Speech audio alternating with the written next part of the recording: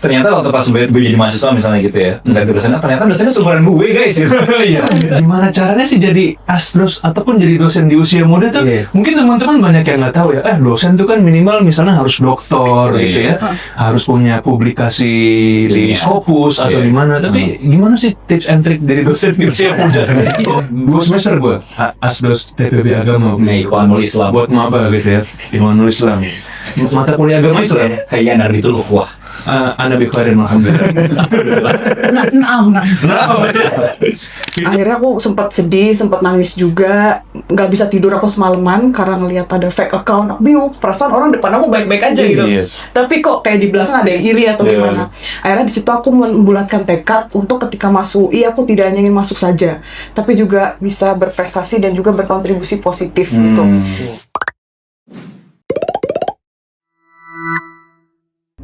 Oke guys, welcome back to Everyone Speaks by Yots Media, studio sponsored by Kijar Foundation. Dan gue sama Raiden hari ini kedatangan satu guest. Namanya adalah Hana Arinawati. Jadi Hana ini keren banget ya, Dok? Betul. Masih muda, umurnya 24 Masih tahun. belia. Tapi udah jadi dosen. Udah lulus S2. Kita S2-nya aja nggak lulus. Hampir Theo, Pak. Jangan hampir Theo. Tapi Hana udah lulus gitu ya. Pas lagi sekali lagi dong. Nggak banyak di usia muda yang udah jadi dosen. Betul, jadi profesor banyak. Nggak juga dong. Nggak ada dong. Oke. Anyway, Hana kan sekarang berarti jadi salah satu dosen di kampus terbaik di Indonesia. Yes. Sebenarnya. Kampusnya apa? Tasya. Benar sih ya? Iya. Nanti biar Hana yang cerita. Cerita aja ya. Tapi, boleh dong kan, se-fruit about yourself tuh, lo apa sih agendanya? Sehari-hari kegiatannya apa sih? Oke, sebelumnya thank you so much Kak Dalva, Kak Hanif. Senang banget bisa hadir di podcast ini yang keren banget. Amin. Kita juga senang kok. Iya, salam kenal. Aku Hana Arinawati. Jadi kesibukan aku sekarang selain dosen di Fakultas Hukum Universitas Indonesia, aku juga sibuk sebagai self development and mental health public speaker. Jadi kadang-kadang suka isi seminar tentang pengembangan diri dan kesehatan mental di berbagai kampus juga. Kemudian aku juga sebagai talent, model, jadi kadang-kadang ikut syuting iklan. Terus juga aku sekarang sebagai influencer dari Google Indonesia. Nice. Ini multi talent banget ya. Banyak acara. Multi talentan ya. Bukan, ini bukan talent, Pak. Multi talent. Talent kita mungkin. Iya. Jadi nama lengkapnya Hana Arinawati, SH, MKN, HBD, GBU, GWS gitu ya. Tanya lagi, mau cemil. Enggak. Tapi memang itu lulusnya itu kapan? Aku lulus S1 tahun 2022, itu 3,5 tahun. Cepat banget. Dari UI juga ya? Dari UI juga. Habis itu langsung lanjut S2. Fast track bukan? Iya, jalur cum laude. Jalur cum laude aja. Terus S2 di UI juga, magister kenotariatan. Jadi sambil lulus S1 kemarin aku sempat kerja juga jadi junior konsultan di The Asia Foundation dalam proyek penataan kehakiman Komisi Yudisial. Kemudian Kok berat-berat banget sih? Beyond my knowledge banget. Otak gue gak nyampe. Berat ya. Terus habis itu juga sambil jadi asisten dosen di kampus. Alhamdulillah, terus sambil konten kreator juga. Jadi sambil S2 tetap ada kesibukan yang lain. Terus setelah S2, alhamdulillah diangkat jadi dosen di Fakultas Hukum UI.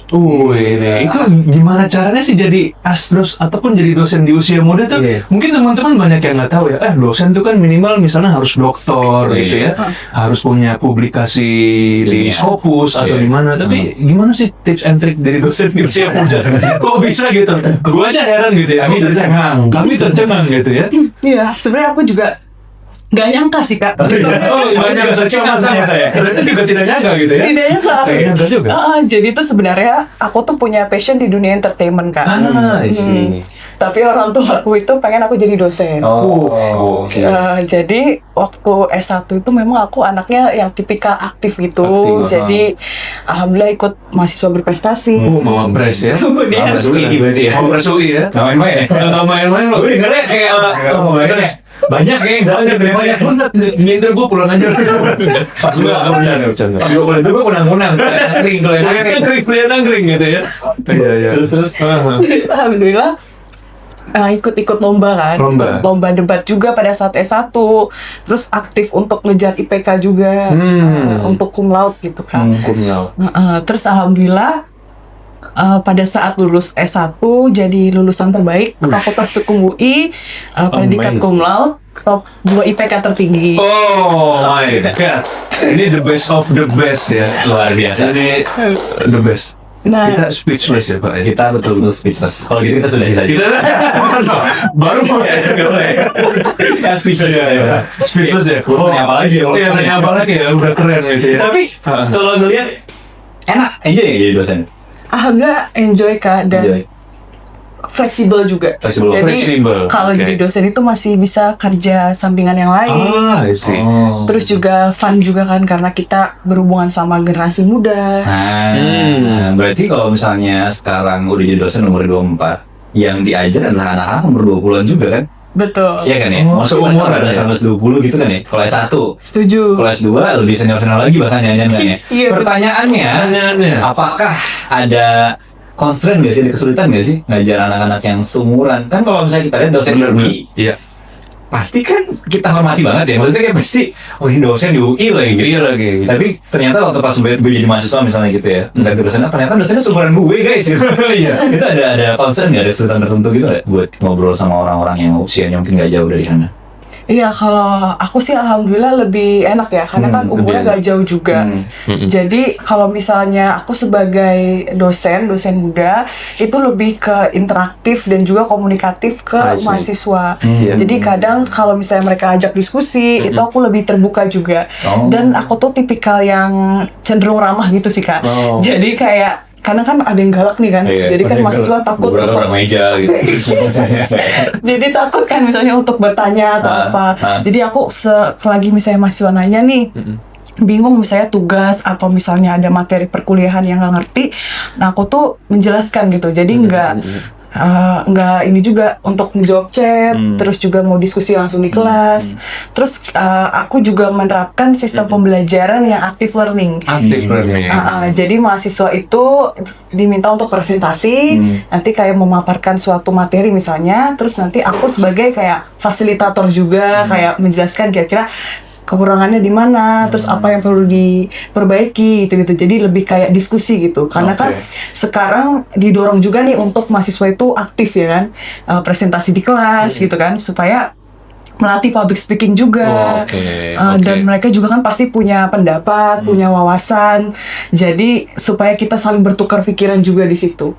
Jadi tidak satu arah. Karena kan kalau satu arah kadang kita ngerasa bosan ya kalau dengerin ceramah dosen di satu arah. Jadi dengan adanya diskusi itu, presentasi di kelas, mahasiswa juga lebih fun, lebih enak juga belajarnya. Oh, I see. Gokil, keren sih. Jadi kalau misalnya ngajar, basically berarti nggak ada concern, nggak ada isu sebenarnya, ngajar kayak ngajar aja gitu. Itu kalau S1, S2 juga kayak gitu. S2 juga gitu, alhamdulillah sih, meskipun banyak yang lebih tua dari aku juga, kayak mereka alhamdulillah respect juga sih Kak. Dan tetap sampai kayak sujud-sujud gitu. Wah, mana gitu. Nggak dong. juga sih. Kayak respect gitu, nggak bisa respect gitu ya. Iya. Tapi menyembah ya. Kayak saling menghargai aja sih. Saling menghargai gitu ya. Kayak aku juga Mbak, Mas kayak gitu Kak. Oh, Aku gitu. juga sopan juga lah kalau memang ada juga yang tua Anak yang jauh. salim. Iya. Halo, apa kabar Mas? Gokil. Tapi banyak anak muda di luar sana gitu ya. Kita kan sering dapat DM ya. Gimana sih Kak cara ngomong di hadapan orang yang lebih tua gitu. Terutama yang senior-senior gitu. Ini Hana kan adalah sosok muda yang berbicara di depan banyak orang yang lebih tua gitu ya. Khususnya di S2 gitu. Ada tips and trick nggak? Betul Kak. Jadi selain di S2, aku itu juga berhubungan sama dosen-dosen senior kan di Nah, kampus. itu gimana tuh? Karena alhamdulillah aku termasuk yang termuda juga di sana. Wah, kayaknya paling muda ya. Ada yang lebih muda dari Hana nggak? Nggak ada sih kalau Nggak ada. Oh, berarti dia halus ya, betul. Jadi memang yang termuda, tapi ada juga sih yang satu angkatan sama aku baru diangkat juga. I see. Jadi untuk angkatan kita memang paling termuda gitu. Oke. Terus pas dia diangkat anak kesel nggak? Duh, mudanya hilang Ada lagi. saingan ya. Ada saingan gue. Iya.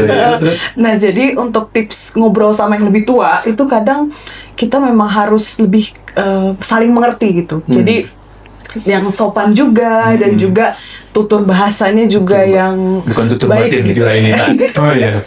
Benar ya. Iya, terus kadang kalau misalnya dengan dosen senior dulu nih, komunikasinya itu memang kita sebagai yang muda juga harus mendengarkan gitu. I Jadi see. kalau kita memberi masukan juga bahasanya juga yang lebih sopan gitu, kayak saya ada masukan nih Pak gitu. Kadang kan kalau misalnya kita nada bicaranya tinggi atau apa kan takut tersinggung gitu. Iya. Jadi memang komunikasi yang ramah, yang sopan gitu. Dan Ramah ya. jadi harus saling mengerti juga. Jadi meskipun kita lebih muda, lebih tua, yang penting kan kita semua punya kelebihan dan kekurangan. I see. Jadi ya kita harus saling melengkapi gitu kan. Keren. Oh iya. Oh keren banget ya. Keren. Gue speechless loh hari ini. Ya, kalau saya bertanya lagi ya. Oh iya, karena gue lagi speechless.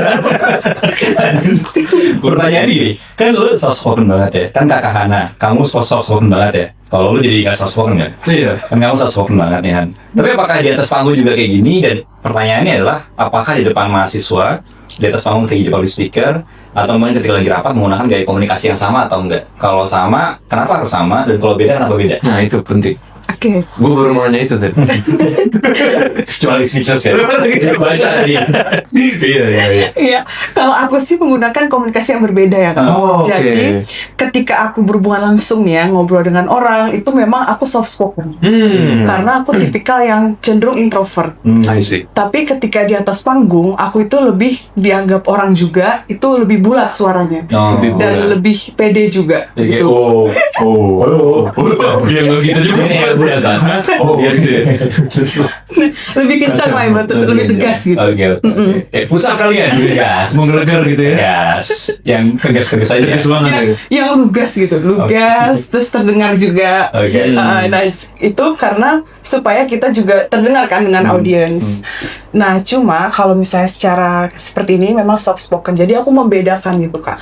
Dan kenapa aku pada saat di depan itu bisa untuk lugas itu karena aku nge-push diri aku juga Kak. Oke. Jadi meskipun aku anaknya introvert, tapi aku juga pengen untuk mengembangkan potensi diri dan juga mencoba berbagai pengalaman. Karena kalau misalnya kita introvert, tapi kita tidak berani mencoba, kita takut, malu gitu ya, kita kan tidak akan berkembang gitu Kak. Iya. Jadi aku tuh suka latihan juga. Jadi kenapa aku bisa pede ngomong di depan umum itu karena aku sering kayak presentasi di kelas, tapi aku mencoba untuk menguasai materinya. Jadi misalnya ada slide PowerPoint, aku tuh berusaha untuk pahami dan nggak ngelihat slide terus. Jadi I aku see. sambil elaborasi, kemudian ngelihat audiens juga, dan tentunya dengan gaya ekspresi yang menarik juga gitu. Iya. Iya, Suasana jadi kayak, hai teman-teman. Selamat pagi. Gitu ya. Hai Besti. Gitu ya. Kalau suasana hari kayak anak yang seusia. Kabur sih kalau saya bilang gitu. Kabur ya. Oh gitu. Malah kabur ya. Takut sih gue. Malah takut. Iya. Tapi kan aku nanya dong gitu ya. Kan kalau sebagai dosen itu kita kan materinya tuh ada silabus gitu ya. Nah, di tengah kesibukan Hana sebagai talent gitu ya, sebagai model fotografi ya, sebagai pembicara, nyiapin bahan ajarnya tuh gimana gitu di tengah kesibukannya itu gitu. Apakah memang bisa dioptimalkan atau karena gini, dalam suatu metode perkuliahan gitu ya, aku juga pernah jadi asdos ya, mata kuliah agama waktu itu. Masya Itu Allah. nyiapin bahannya, iya, 2 semester gue asdos TPB agama waktu Nah, itu. Ikhwanul Islam. Buat maba gitu ya, Ikhwanul Islam. Mata kuliah agama Islam. Kayak dari itu loh, wah. Ana bi khairin alhamdulillah. Nah, itu nyiapin satu bahan ajar dalam satu hari, itu aja persiapannya bisa seminggu kalau aku waktu itu ya. Karena koordinasi sama dosen, kemudian kita bikin link absensi ya kan. Belum juga nanti ngerjain tugas, nge-tracknya gimana. Ribet menurutku sih jadi asdos. Menurut Hana gimana realitinya? Sesusah itu atau emang slow aja gitu? Makanya kita bertanya kan, bermalu bertanya susah di jalan. Betul. Kita tanya dari ahlinya nih. Gimana? memang betul sih Kak. Oh gitu? Memang ribet juga sih untuk mengatur waktunya. Jadi memang nanti aku juga akan disuruh bikin 9 PowerPoint. Nah itu dia. Tahun depan. Itu dia masalahnya. Iya. Itu susah loh Pak. Memang kita harus ini sih pintar-pintar membagi waktu juga. Jadi memang kadang aku bisa di malam hari gitu kan. Malam-malam. Nah, sebelum tidur Jam 3 nyicil. pagi gitu ya. Iya. Sambil tahajud. Wih, 4 Sambil renung kan. Sambil Bener banget ya. inspirasi itu datangnya di malam-malam biasanya. Aneh, gue ini susah banget hidup gue ya. Belum ada adalah. Betul. Apalagi kan kalau PowerPoint itu harus yang menarik kan. Iya, Kadang ada benar-benar. gambar-gambarnya atau Iya apa sih. supaya nggak monoton gitu kan. Betul. Jadi memang ini sih aku lebih ke ngatur waktunya Kak. Misalnya weekend nih ada lagi kosong, aku kerjain PowerPoint. Astagfirullahaladzim, berarti Wah, kita ngeganggu waktunya Hana ya, berarti jangan lama-lama. Iya, podcast jangan ngomongin ngomongin body ya. Jangan. Aman Kak. Aman ya hari ini ya. Terus misalnya ada tawaran endorse nih misalnya. Ah. Aku tuh juga melihat kemampuan aku gitu Kak. Kira-kira Oke. bisa nggak ya di minggu ini tuh aku nyempetin bikin video gitu. Oh, Atau oke. tawaran pembicara. Jadi memang aku yang betul-betul aku inginkan dan juga sesuai minat aku gitu. Oke. Jadi kadang kan kita kalau ngambil semua kesempatan Ambil semua. itu kita juga yang akan pusing sendiri dan keteteran gitu kan. I see. Jadi saran dari aku sih pilihlah kegiatan atau minat yang betul-betul sesuai dengan tujuan kita dan juga waktunya itu jangan sampai bentrok gitu Kak. Selektif berarti kata Oke. kuncinya ya. Pilihlah sesuatu minat atau kegiatan yang Yang sesuai dengan tujuan. Quotes of the day. Quotes of the day. Hana Quotes Arinawati. Bisa gitu ya. Menarik. Nah, tapi dari dulu, dari masa kecil, kalau sekarang kan jadi dosen mau nggak mau harus ngomong kan di depan banyak orangnya. Dan jadi public speaker juga mau nggak mau harus ngomong di depan banyak orang kan. Itu dua daya aja gitu. Tapi waktu pas zaman dulu, dari kecil ngelatihnya gimana? Kan tadi sempat cerita kalau misalnya Hana dulu orangnya introvert banget nih ceritanya. Iya. Iya, Dan pemalu juga. betul. Pertanyaan adalah gimana caranya Hana yang dulu bisa jadi Hana yang sekarang? Nah, apa peristiwanya? Oke, siap. Makasih ya Kak pertanyaan. Sama-sama. Peristiwa Jadi- Isra Miraj bukan ya? Iya. Bukan? Jadi ini sih Kak, aku tuh mau sharing sedikit ya. Iya, boleh Jadi dong. dulu pada saat SMP, SMA, aku tuh kan anaknya yang pendiam gitu. Pendiam. Dan aku sempat diremehin teman-teman juga. Oh iya? Jadi Wah, iya. parah. Jadi pernah dibully juga. Namanya siapa? Iya, ayo kita datengin rumahnya sekarang. Gue kalau aja. Oh gitu. Gue telepon aja. Oh, telepon aja. Ada acara di sini soal. Oh gitu. Siap. Terus. Jadi sempat pernah dibully juga gitu Kak. Tapi kayak mungkin orang iri gitu lah sama Oh, aku. lebih ke iri mungkin ya. Nah, terus aku juga sempet ada masalah dengan teman gitu kayak ibaratnya dia adu domba gitu. Waduh. Akhirnya dari yang tadinya aku pas SD tuh anaknya aktif, yang sering bergaul dengan teman, aku jadi penyendiri, jadi pendiam dan aku lebih kayak hati-hati gitu Kak kalau ngomong karena takut kayak menyinggung orang atau gimana. Nah, di situ aku fokus belajar Iya. dan mengembangkan diri aku. Nah, pada saat SMA itu aku sempat jadi anak pindahan Kak. Anak Jadi pindahan? aku itu awalnya sekolah di sekolah yang dekat rumah. Nah, tapi lingkungannya tuh kurang mendukung. Jadi, aku mau belajar nih. Ibaratnya kalau zaman dulu tuh istilahnya ambis gitu, Kak. Ambis. Nah, itu banyak yang kurang suka gitu, Kak. I see. Nah, dianggap Bisa kayak gitu ya? Iya, kayak misalnya aku nggak bagi-bagi jawaban nih pada saat ujian. Waduh. Nah, itu bisa juga ada yang Itu budaya yang nggak tidak suka. baik, teman-teman. Iya. Masih ada kayak gitu ya? Iya, nah Kita itu bukan kayak gitu. Lu pelakunya ya?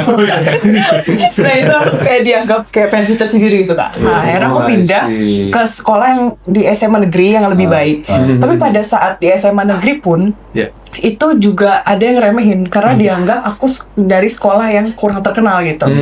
Nah tapi pada saat di SMA yang lama itu aku kan lagi satu di angkatan. Pada saat di sekolah baru pun aku membuktikan bahwa ketika aku pindah aku tuh juga harus tetap fokus belajar dan bisa menyesuaikan diri di sana. Nah akhirnya alhamdulillah aku dapat undangan masuk UI Kak karena PTN dari ya berarti ya? iya enggak dulu. dulu PPKB. PPKB. Udah PPKB beda ya? UI. Oh iya. Undangan. Oh, PKB ada. Sebelum SNMPTN berarti ya? Betul. PKB. Oh, Iya, ada. Itu iya. khusus, Pak. Buat sekolah-sekolah yang dipilih MUI berarti. Yes. Betul, betul, kayak betul. semacam jalur prestasi di rapat gitu Kak. Oke, berarti kan SMA 28 bukan ya? SMA 26 Jakarta. Oh, jadi kayak beda dua. Iya. Udah gini kan PPKB UI ya mana? Sangat prediktif sekali. Iya keren sih. Tebakannya yang di Tebet itu Kak 26. Iya. Yang di Tebet, iya. Nah terus habis itu aku masuk undangan ke UI. Terus pas di UI pun dulu tuh ada akun Instagram UI Cantik tau kan? Oh, woi cantik. Oh, viral banget gitu ya zaman Iya, dulu ya. zaman 2018. Gue karena Hanif mau kalau Iya. Diam-diam aja. Iya, jadi aku dulu sempat masuk UI Cantik. Oh. Habis itu di sana tuh banyak juga fake account yang kayak serius? iya kayak nih anak nih dulu pernah dibully gitu kan. Terus nggak yakin lah misalnya aku tuh layak masuk UI gitu. Oh. Nah sampai situ akhirnya aku sempat sedih, sempat nangis juga, nggak bisa tidur aku semalaman karena ngelihat ada fake account. Aku bingung, perasaan orang depan aku baik-baik aja gitu. Iya. Tapi kok kayak di belakang ada yang iri atau Iya. gimana. Akhirnya di situ aku membulatkan tekad untuk ketika masuk UI aku tidak hanya ingin masuk saja, tapi juga bisa berprestasi dan juga berkontribusi positif gitu. Jadi akhirnya pada saat di UI aku ikut lomba debat itu tadi, terus mengejar IPK, nilai, dan ikut kegiatan juga gitu, organisasi, bahkan waktu COVID kemarin ikut kayak jadi kampus ambasador, brand ambasador gitu. Jadi aku di sana nge-push diri juga untuk membuktikan bahwa aku itu tidak seperti yang dulu gitu, dan setiap orang itu bisa berubah menjadi lebih baik. Aku tuh setiap seminar ya Kak, selalu di awal itu ngasih quotes dulu buat audiens supaya lebih semangat. Dan ini quotesnya itu dari pengalaman aku. Jadi quotesnya begini Kak. Gimana? Dalam hidup pasti kita pernah merasakan yang namanya kegagalan, kesedihan, atau mungkin berada di titik terendah dalam hidup kita. Namun jangan sampai kegagalan di masa lalu menjadi penentu hidup kita sekarang dan masa depan kita. Kita harus tetap semangat dan percaya diri kalau kita bisa melakukan hal-hal positif ke depannya. Karena tentunya kita sebagai manusia punya kekurangan dan kelebihan, tapi kita bisa berkembang menjadi lebih baik gitu. Dan aku juga untuk keluar dari yang tadinya aku pemalu, terus aku takut, aku tuh selalu diingatkan sama ayahku. Jadi ayahku tuh pernah ngasih tahu aku sebuah lagu. Ada lagu kayak Judulnya Hero. Hero. Jadi kayak gini. Yang There's a hero. Iya. Mana kiri ya? Siapa ini? If you look inside your heart, you don't have to be afraid Kayaknya pernah of dengar. what you Pernah nggak, know. pasti. Nah itu lagu Mariah Carey. Bagus suaranya takutan. Oh, aku sih yes ya. Aku sih yes ya. Golden ticket ke Jakarta besok ya. Aku sih yes. Itu Jakarta ya? Ini udah di Jakarta tapi ya. Oke. Terus. Iya, jadi Mariah Carey Hero itu tuh maknanya dalam Kak. Jadi I see. meskipun kita itu takut, kita itu punya masalah, tapi dalam diri kita tuh ada hero. Ada hero yang hebat. Jadi meskipun kita misalnya orangnya pemalu, kita takut, tapi orang lain tuh bisa menguatkan kita. Kayak semangat ya Hana, atau semangat ya Kak Dava, semangat Kak Hanif. Tapi sebenarnya yang ngejalanin, yang kuat itu dari diri kita sendiri. Jadi aku selalu ingat bahwa kita itu punya hero, kita kuat, dan gak akan terjadi apa-apa gitu. Insya Allah selama Allah melindungi kita. Gue merinding. Asli dari Iya. begitu. Ini Lu dokter jawaban. Lu masuk angin. Lu masuk angin Iya, kayaknya masuk angin deh.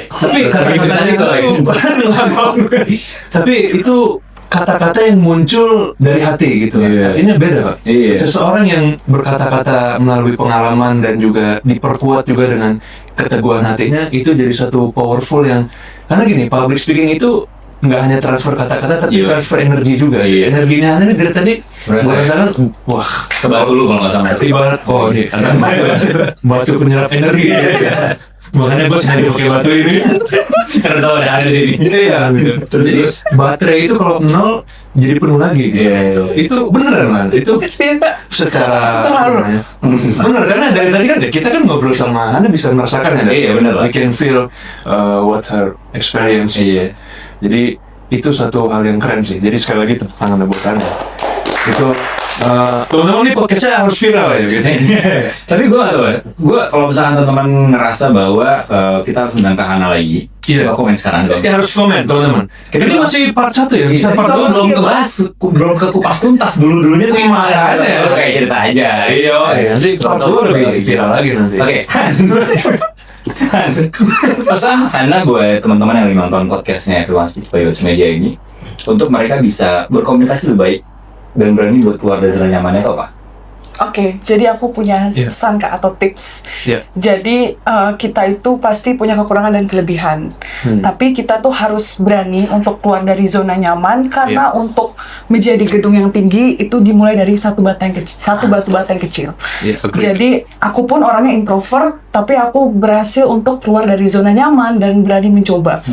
Dan selalu ingat bahwa be kind, work hard, and stay positif. Jadi kita harus berbuat baik dan juga bekerja keras sesuai dengan kemampuan kita, dan juga stay positif. Jadi kata-katanya mungkin gampang nih, stay positif, tapi tanpa kita sadari dengan berpikiran positif, kita akan lebih bahagia juga dan juga akan lebih tenang gitu. Ya, jadi bisa kita mulai dari hal kecil. Misalnya teman-teman yang mau belajar public speaking, pada saat di kelas coba untuk presentasi atau ikut komunitas kayak organisasi dan berusaha untuk menyampaikan pendapat di sana. Jadi di sana juga akan melatih kita untuk public speaking, kemudian bisa juga ikut lomba-lomba debat atau lomba pidato gitu. Jadi jangan takut karena setiap orang yang jago public speaking juga pasti awal mulanya belajar juga kan, dari nol agree. gitu. Jadi setiap orang pasti bisa, because everyone is special in their own way. Setiap orang spesial di jalannya masing-masing dan dengan caranya masing-masing. Karena spesial hati. Ada buat Sanawati. Gue ngeliat Hana kayak ngeliat Mary Riana.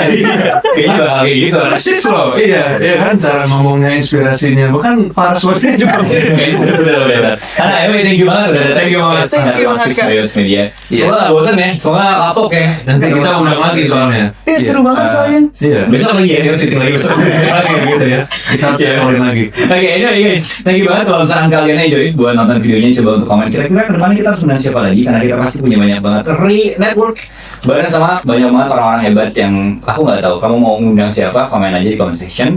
Nanti kalau memang kita ternyata kenal sama orangnya, kita coba undang. Kalau nggak kenal, nanti kita tolong Hana buat undangin. Kalau sekarang kita kenalan gitu. Betul, oke. Oke guys, stay tune di Everyone Speaks by Yods Media, video sponsored by Pijar Foundation. Bye-bye, thank you. Bye. Thank you teman. Thank you.